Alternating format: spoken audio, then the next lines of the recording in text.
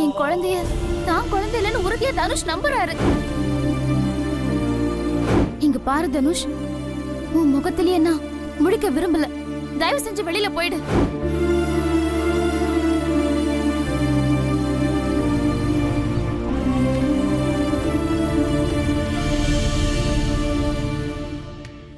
Sorry Dhanush, உங்களை சீக்கிரம் வர சொல்லிட்டு நான் லேட்டாக வந்துட்டேன். பரவாயில்ல சிவா, சொல்லுங்க என்ன விஷயம்?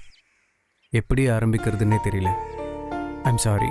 காவியா உங்ககிட்ட அப்படி பேசியிருக்கக்கூடாது, நடந்திருக்கவும் கூடாது. காவியாவை பார்க்க போயிருந்தேன்.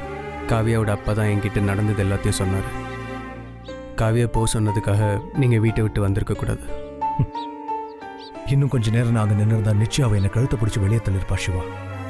இப்போவும் நான் அவளை தப்பு சொல்லல. அவளோட கோவத்தில் நியாயம் இருக்கு. அவகிட்ட குழந்தையை கொண்டு வந்து ஒப்படைக்கிறதா சொன்னேன். அதை நான் செய்ய தவறிட்டேன். அப்போ குற்றவாளி தானே நான். அவ கொடுக்குற தண்டனையை ஏற்றுக்கிட்டு தானே ஆகணும். அதனால தான் அவள் வீட்டை விட்டு வெளியே போன்னு சொன்னதும் உடனே கிளம்பி வந்துட்டேன். தனுஷ், குழந்தையை தொலைச்ச ஒரு தாயா காவியா கோவப்பட்டிருந்தா உங்களுக்கு தண்டனை கொடுத்துருந்தா பரவாயில்ல. ஆனால் உங்கள் மேலே சந்தேகப்பட்டு அந்த தண்டனையை கொடுத்துருக்கா. நான் காவியாவை பார்த்தப்போ அவள் ரொம்ப ஃப்ரஸ்ட்ரேட்டடாக இருந்தா. டிஜெக்டட் மூடில் தான் இருந்தா. அவள் அம்மா அப்பா கிட்ட கூட ரொம்ப சென்சிட்டிவாக தான் பிஹேவ் பண்ணா. அவளை மனம் விட்டு பேச வச்சாதான் பதட்டம் குறையும்னு அவகிட்ட நிறைய பேசினேன். ஆனால் எனக்கு அதில் கிடைச்ச பெரிய அதிர்ச்சி என்னென்னா அவள் உங்களை சந்தேகப்படுறா. அது எனக்கு தெரியும் சிவா. குழந்தை இருக்கிற இடம் எதுன்னு தெரிஞ்சதும் நான் போலீஸோடு அங்கே போயிருக்கணும். அதை செய்யாமல் நான் தனியாக போய் வெறுங்கையோட திரும்பி வந்தது பெரிய மிஸ்டேக்.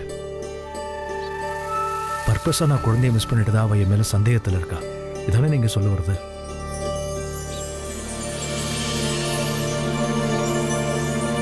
அது சந்தேகம் இல்லை, ஃபேக்ட். குழந்தை திரும்பி வர்றது நீங்கள் விரும்பல. சிவா. தனுஷ் ப்ளீஸ், நான் பேசி முடிச்சிடுறேன். நீங்கள் மீரா உங்கள் குழந்தை இல்லைன்னு நினைக்கிறீங்க. நினைக்கிறது என்ன, நம்புறீங்க. அதனால தான் குழந்தை வீட்டுக்கு வரல. இல்லைன்னா வந்திருக்கோம், கொண்டு வந்திருப்பீங்க. இதுதான் காவியாவோட குற்றச்சாட்டு.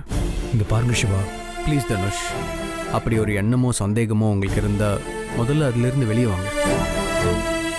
என்ன விடுங்க, உங்கள் மனைவியை நீங்கள் முதல்ல நம்பணும். சிவா, அவளை நான் நம்புறேன், முழுமையாக நம்புறேன். எனக்கு அவ மேலே ஒரு துளி கூட சந்தேகம் கிடையாது. என்னை விட்ட ஒரு வருஷம் என்ன 14 வருஷம் பிரிஞ்சிருந்தாலும் நான் அவளை சந்தேகப்பட மாட்டேன். தீ குளிக்கவும் சொல்ல மாட்டேன்.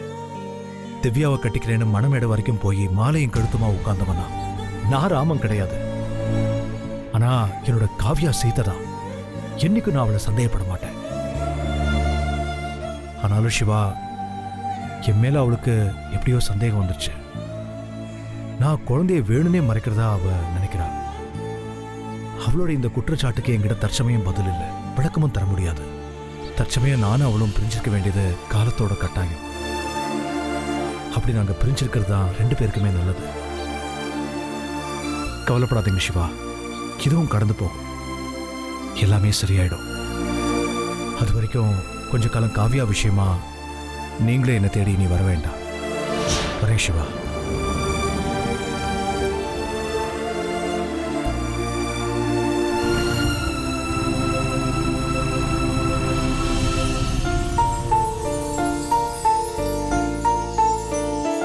அத்தை.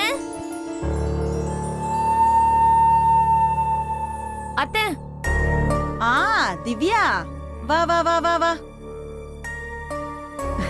உட்காருமா, ஏன் நிக்கிறவ? உட்காரு. இங்க பாரு, இந்த அத்தை உன் மேல ரொம்ப கோவத்துல தான் இருக்கேன். நீங்க கோவப்படுற அளவுக்கு நான் என்ன தப்பு செஞ்சேன்? இந்த காலத்து பொண்ணுங்க யாராவது கையில செல்போன் இல்லாம இருப்பாங்களா? செல்போன் ஒரு பக்கம், அவங்க ஒரு பக்கம்னு பார்க்கதான் முடியுமா? ஆனா நீ தலைகீழால இருக்கிறவ. உனக்கு போன் பண்ணா உன் அப்பா எடுத்து பேசுறாரு. ஓ, அத சொல்றீங்களா? அத ஏன் கேக்குறீங்க? அவசரத்துல அதை அங்கேயே விட்டுட்டு போயிட்டேன்.